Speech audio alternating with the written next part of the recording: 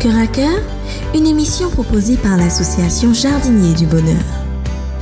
Un moment de joie, un instant de partage, un échange de qualité pour consolider notre foi tous ensemble dans la bonne humeur et sur Zouk TV.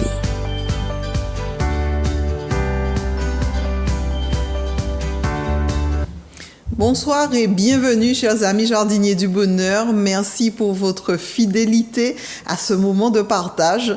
Nous avons le privilège d'avoir notre Manuela bien-aimée à la réalisation technique et au jardin pour vous aujourd'hui. Préparez vos carnets de fleurissement. Nous accueillons, roulement de tambour, Rosamond Michael. Bonsoir Michael. Bonsoir Pascal. Quel plaisir de se voir au jardin. Un plaisir partagé. Alors, je dis Pascal. Michael est sérieux, oui. Mais c'est un enseignant de la parole de Dieu, un étudiant enseignant, puisqu'on étudie toujours. Tout à fait, exact. Et qui a le privilège aujourd'hui de nous parler d'une thématique un peu difficile, je dirais.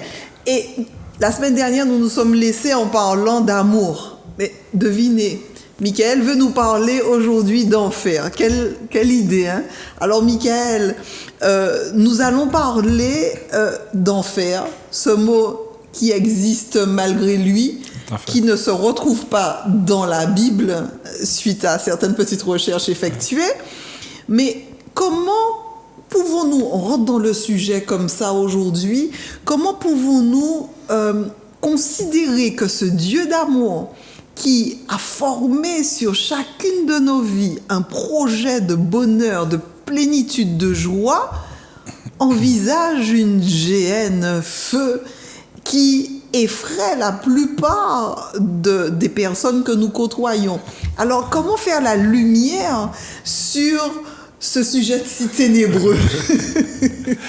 Tout à fait. Je crois que c'est un sujet qui est très intéressant, Pascal, tout à fait. Et il est vrai que cela nous pousse quand même à nous remettre en question sur la manière de concevoir l'amour de Dieu. Parce que si on considère l'enfer tel qu'on l'entend aujourd'hui, parce que c'est vrai, pour certaines personnes, ce serait jouissif de dire, Hitler a tué tant de personnes, il mérite l'enfer. Et puis peut-être que si un voisin qui nous a tellement embêtés, tellement taquinés, on se dit, s'il fait un petit tour en enfer, ça crée appris. Bon, c'est vrai que ça pourrait réjouir certains, mais est-ce que pour Dieu, qui aime tant ses enfants, ce serait une preuve d'amour?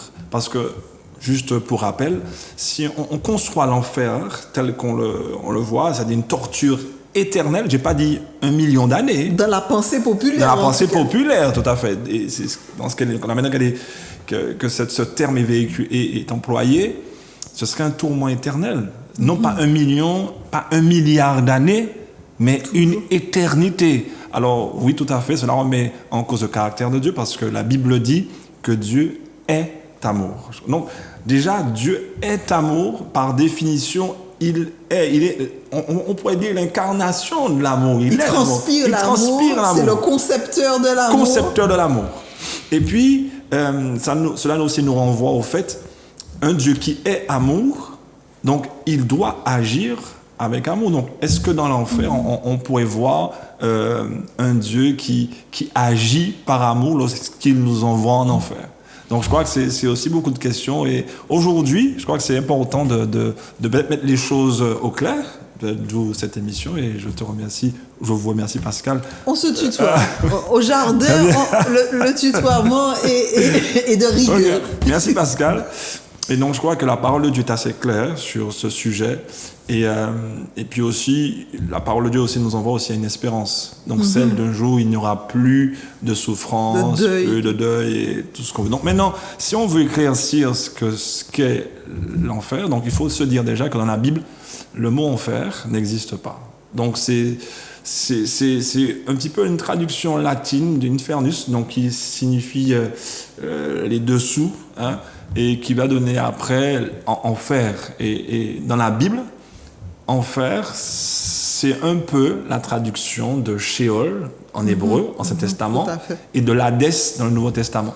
Alors, dans la Bible même, donc, on parle de Sheol dans l'hébreu pour parler de l'endroit où Où vont les morts? Parce que c'est mystérieux, ça, cette histoire, parce qu'aujourd'hui, on a tous un peu peur de la mort, sans parler de l'enfer pour l'instant, mais de la mort. Quand on arrive devant la mort, et je rencontre aussi beaucoup de nos concitoyens qui lorsqu'ils approchent de la mort, c'est quelque chose qui est très compliqué parce que c'est mystérieux. Cependant, la Bible nous éclaire sur ce qu'est la mort. Donc la Bible nous éclaire sur le fait que la mort, telle qu'on la vit aujourd'hui, n'est qu'un sommeil. Telle qu'on la vit aujourd'hui. Pas d'enfer. Il n'y a pas d'enfer. Et après, la Bible nous enseigne qu'il y a bien une mort, le thanatos en grec, la vraie mort, celle qu'on ne revient pas. Parce que cette mort-là que nous connaissons actuellement, on va revenir. La Bible en parle. D'ailleurs, on pourrait lire un texte très intéressant, Daniel chapitre 12 par exemple, où, au verset 1er, où le prophète Daniel va recevoir une vision et il va voir dans cette vision qu'il y a plein de personnes au royaume de la poussière. Alors, le royaume de la poussière, c'est très intéressant. C'est ce qu'on retrouve en fait dans ce que le Salomon va employer dans Ecclésiaste chapitre 12, disant que notre dernière demeure en vrai, c'est la terre, parce que l'homme est né de la poussière et il retournera à la poussière. Donc, en vrai, le séjour des morts, le Sheol ou l'Hadès dans le grec, c'est tout simplement le fait d'un homme qui est dans la poussière et l'esprit retourne à Dieu. Et donc, le Sheol et l'Hadès, traduction en grec, signifie tout simplement cet endroit-là où on dort. On dit repose, où on se repose. Mais Salomon va rajouter quelque chose de très important, un lieu où on ne pense plus, un lieu où on ne souffre plus. Ecclésiaste chapitre 9, on pourrait lire le chapitre pour ceux qui sont curieux et qui ont envie d'aller plus loin. Un endroit où les sentiments disparaissent. Alors ça vient mettre la lumière sur toutes ces réflexions menées sur ce mystère de la mort en y voyant un espace propice de prière pour des personnes qui seraient tourmentées, etc. Donc là, on voit que la parole de Dieu, le sola scriptura est clair en disant... Ne vous inquiétez pas, le Dieu que je suis n'a pas eu ce genre de projet-là. Mais il dit, dans Jean 3, verset 16, « Car Dieu a tant aimé le monde qu'il a donné son Fils unique, afin que quiconque croit en lui ne périsse point, mais qu'il ait la vie éternelle. » Alors, la vie éternelle, la mort... Tout à fait. Très intéressant parce qu'effectivement, ce Dieu d'amour, et je crois que c'est aussi la sous-thématique, c'est l'amour de Dieu, le caractère d'amour de Dieu, qui aime tellement ses créatures, qu'il est prêt lui-même à porter la mort définitive. Donc lui-même, il est prêt à mourir. Donc Jésus, qui viendra sur cette terre, va prendre notre mort à tous. À tous. Et non pas parce que, non, c'est parce que nous avons de la valeur. Et parce qu'il nous aime. Et je crois que Jean le dit très bien, car Dieu a il ne peut dire car Dieu a aimé le monde. Non, il dit car Dieu a tant... Il y a un soin dans le grec qui est employé. Vraiment, il y a une appréciation pour faire ressortir l'amour grand de Dieu, qui va même à mourir pour moi, de la vraie mort. Et la mort dont on ne revient pas. Et pour m'offrir à nouveau l'éternité, l'immortalité. Et je crois que c'est très important de comprendre que l'amour de Dieu pour ses créatures lui impose de donner le libre arbitre, le choix. Et je crois que devant l'éternité, Adam et Ève ont fait un mauvais choix. Dont nous subissons les conséquences. Et c'est très intéressant, Pascal, parce que pourtant, la mort, elle est bien présente, mais les conséquences, nous les portons. Donc, en quelque part, Dieu aussi nous enseigne qu'il nous a enlevé la grande malédiction de la mort éternelle, mais en quelque part, nous portons les conséquences, et on pourrait même dire que c'est l'enfer un peu sur terre, parce que certains voient que sur la terre, ils ont l'impression de vivre un enfer. Mais oui, on vit les conséquences du mal. Et on vit les conséquences de cette loi d'amour de Dieu qui est bafouée. Parce qu'en réalité, la mort éternelle, c'est quoi? C'est un Dieu qui aime tellement l'homme qui dit, écoute, je t'aime, mais tu es libre. Tu es libre de faire ou pas. Mais ce que je te propose de vivre, c'est une vie d'amour. C'est-à-dire que aimer Dieu de tout son cœur, aimer son prochain comme soi-même. Si on n'a pas ces deux bases-là, on ne peut pas vivre ensemble. Et Dieu nous laisse sur cette terre, après Adam et Ève aient péché, il nous a laissé un petit peu, malheureusement, voir ce que c'est que de vivre sans cette base, qui est « j'aime Dieu plus que tout et j'aime mon prochain comme moi-même ». Et Dieu montre que le dérèglement de cela, la désobéissance, va emmener l'homme vers quelque chose qui est fatal, la mort éternelle, car Dieu a tant aimé le monde, donc il prend notre mort et donne la vie. Donc ça c'est bon, mais les conséquences, nous les avons. Donc on voit nous-mêmes que si on n'applique pas cette loi d'amour envers Dieu et envers notre prochain, on voit les résultats aujourd'hui. Alors, ce sont des résultats à court terme, parce qu'on sait que les résultats à long terme de ce Jésus qui est venu sur la terre pour mourir pour nous, il nous donne une espérance, une vie qui va au-delà de la finitude que nous assistons chaque jour. Exactement, une deuxième chance. Et dans cette deuxième chance, là encore... J'aime dire opportunité. Opportunité. Non, mais tout à fait. Je te rejoins parfaitement. Une nouvelle opportunité qui fait ressortir un autre aspect de l'amour de Dieu et qui, effectivement, enlève cette idée d'enfer qui montrerait qu'il y a un tourment éternel. C'est qu'il y aura, Apocalypse chapitre 21, dans cette nouvelle opportunité, il nous donne de pouvoir vivre son amour par son esprit, en faisant alliance avec lui dans une vie renouvelée, basée sur des commandements d'amour, il nous donne l'opportunité de vivre sur cette terre quelque chose que nos parents ont raté. Mais cette opportunité, elle est de courte durée, parce que c'est un temps d'épreuve en vrai. Ce temps d'épreuve va déterminer notre éternité. Soit, car Dieu a tant aimé le monde, j'ai la vie éternelle, soit, comme certains pourraient dire, l'enfer éternel. Alors là, effectivement, non. La Bible nous propose plutôt une mort éternelle. C'est pour ça qu'on fait la distinction entre le séjour des morts et le feu éternel, plus précisément les temps de feu. Donc, il y a bien une notion des temps de feu, que certains pensent que, mais un temps de feu, c'est-à-dire que Matthieu 25, verset 41, était réservé pour le diable et ses anges.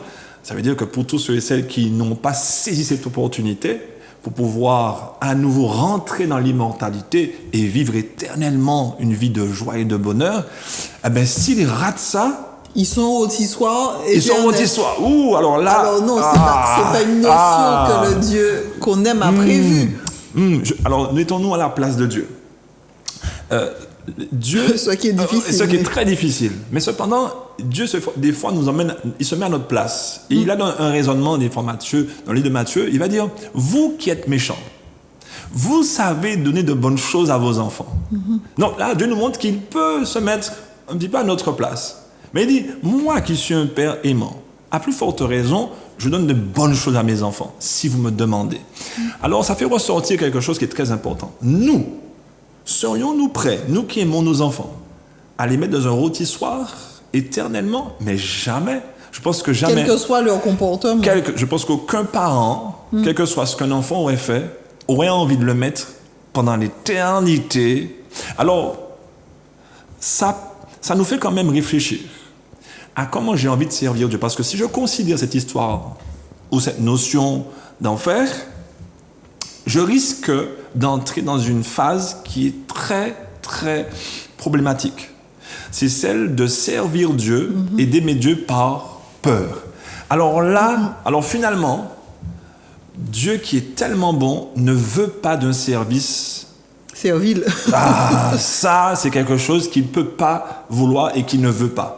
C'est pour ça que d'ailleurs, beaucoup se posent la question, pourquoi Dieu n'a pas détruit Lucifer dès le départ?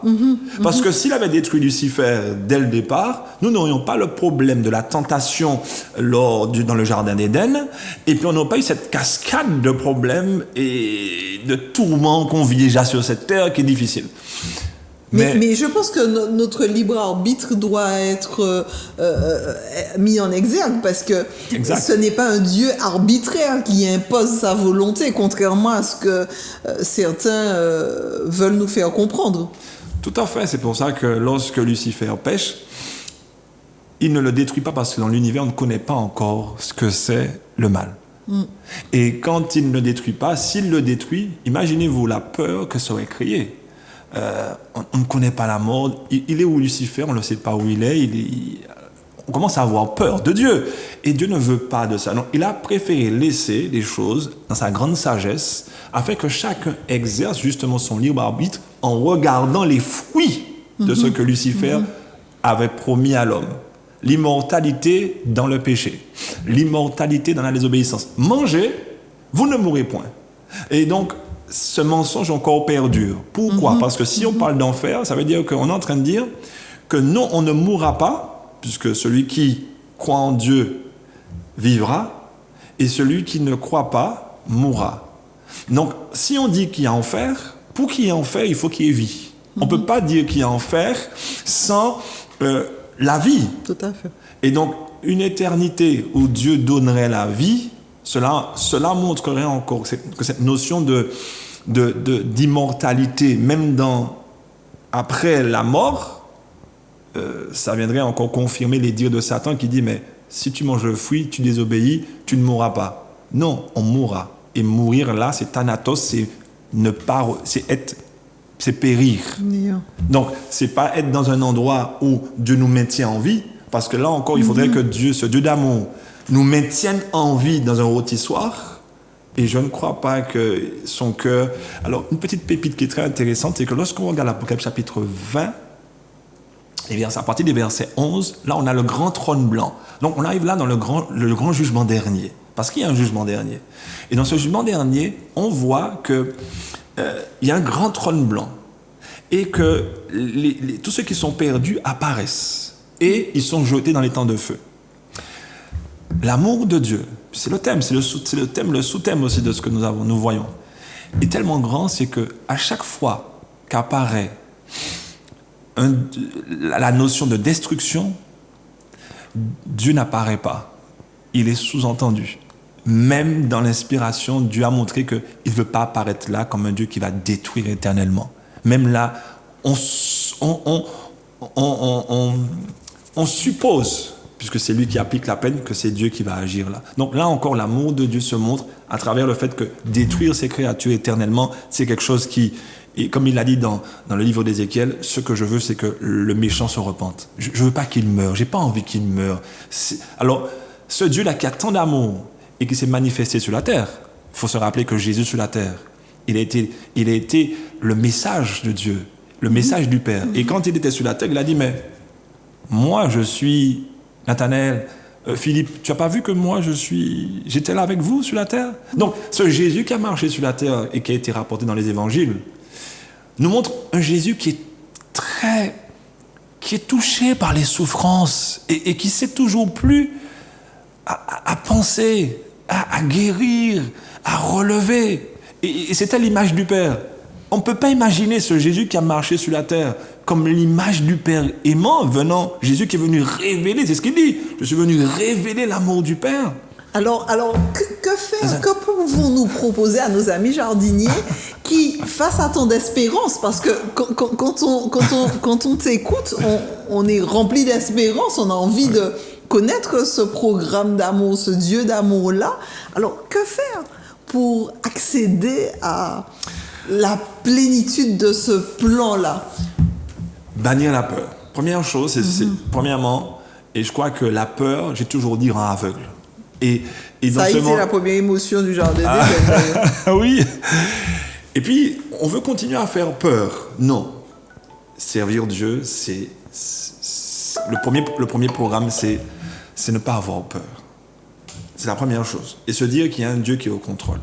Et pour entrer dans ce programme-là, c'est comprendre ce grand amour-là de Dieu pour chacun d'entre nous. Et j'ai envie de dire à chacun de ceux qui nous écoutent, Dieu vous aime. Qui nous regarde. Et qui nous regarde. Oui, tout à fait. Merci Pascal. Dieu a de l'amour pour vous. Quel que soit ce que tu aurais fait, quel que soit ce que vous auriez fait, sachez qu'au-delà des conséquences de ce que nous faisons, il faut admettre, lorsque nous posons un acte, il y a une conséquence, mais l'acte en lui-même, ce que Dieu nous propose, c'est de porter nos erreurs, de porter des fois nos mauvais choix, et puis de porter le fait que nous soyons nés pécheurs. Et là, dans ce programme-là qu'il nous propose, c'est de prendre tout ça et de nous proposer une vie, non pas comme nous la connaissons aujourd'hui, parce que des fois, il y a des gens qui vivent des fois un vrai enfer. Et Dieu nous propose, lorsque nous acceptons ce si bon salut, en passant par les eaux du baptême, en reconnaissant nos erreurs. Ah bon, avant, il y a la reconnaissance, il y a ce repentir-là. Et la repentance, c'est on va pas dire que c'est un concept, mais qui est très galvaudé. Manuela est déjà en train de dire qu'on a dépassé, mais on va revenir pour approfondir, si tu le veux bien, cette notion de repentance qui n'est pas culpabilité, rumination, et bien sûr dépression, maladie, mais qui est libération et qui est espérance. Enfin, je crois que nous gagnerions à pouvoir éclairer nos amis jardiniers qui parfois se meurent dans une culpabilité en ignorance de ce plan-là. Et je crois qu'on va revenir, en tout cas, Michael, franchement, Michael, c'est aussi Jésus, c'est ça? Michael, merci pour ce temps de qualité de partage. Merci vraiment pour cet éclairage qui ne sont que les pépites, c'est ça, c'est la mise en bouche, c'est pour éveiller nos papilles spirituelles, parce que nous avons du prix. Amen. À ses yeux. Enfin. Et qu'il a à cœur de nous rendre heureux. Est-ce que tu auras un dernier message pour nos amis jardiniers qui ont envie d'aller plus loin et de se dire, il y a de l'espoir finalement. Je craignais, j'avais peur de l'enfer, j'avais peur qu'il n'y ait pas de solution, mais il y a une solution. Oui, tout à fait. Tout simplement, peut-être rappeler le texte d'Apocalypse chapitre 21 où Jésus se révèle justement comme le libérateur, celui qui est amour et qui nous dit, voilà, quand il reviendra, et c'est un texte qu'on peut lire, et je vis descendre au verset 1er, car je vis un nouveau ciel et une nouvelle terre, car le premier ciel et la première terre avaient disparu et la mer n'était plus. Et puis il continue, l'apôtre Jean, en disant, je vis du ciel d'auprès de Dieu, la ville sainte, la nouvelle Jérusalem, préparée comme une mariée qui s'est faite belle pour son époux. Et j'entendis une voix forte venant du ciel qui disait, voici le tabernacle de Dieu parmi les hommes, il habitera avec eux et ils seront son peuple et Dieu lui-même sera avec eux et il sera leur Dieu. Et ce qui me touche énormément, c'est que quel que soit ce que nous vivons aujourd'hui, Dieu, il est conscient et il va rajouter, il essuiera toute larme de vos yeux. C'est-à-dire que, et j'aime ce toucher de Dieu, parce qu'en quelque part aujourd'hui, c'est un message. Il vient nous toucher. Et cette espérance bénie, c'est qu'un jour, nous pourrons avoir cette action de Dieu qui essuiera nos larmes et la mort ne sera plus, les cris ne seront plus et la maladie n'existera plus. Restauration complète et parfaite. Merci Michael pour ce précieux partage. Merci amis jardiniers pour ce message d'espérance que je crois que vous avez noté, gravé dans vos cœurs. Et nous en avons vraiment besoin. Nous disons à Michael, rendez-vous dimanche prochain à la même heure, de bonne heure et de bonne humeur. Merci à Manuela pour ses magnifiques doigts. Merci à vous pour votre fidélité. À très bientôt pour un prochain Cœur à Cœur. Chimer la vie, chimer la paix, chimer l'espoir, chimer la santé, chimer la joie et puis bonnet, qu'a passé aussi bâti chimer jardin bonnet. Adam bel ti jardin ta là, zie ka ouvert les belles nati, zore ka tan zorezo chanter, di la main ka menyen et puis douce, feuille et puis fleur, toute qualité coulée. Enfant donc jardin bonnet maman, vini goûter, vini garder, vini goûter, vini manier, vini porter catilation la vie, vini trouver chimer la paix, vini trouver chimer bonnet.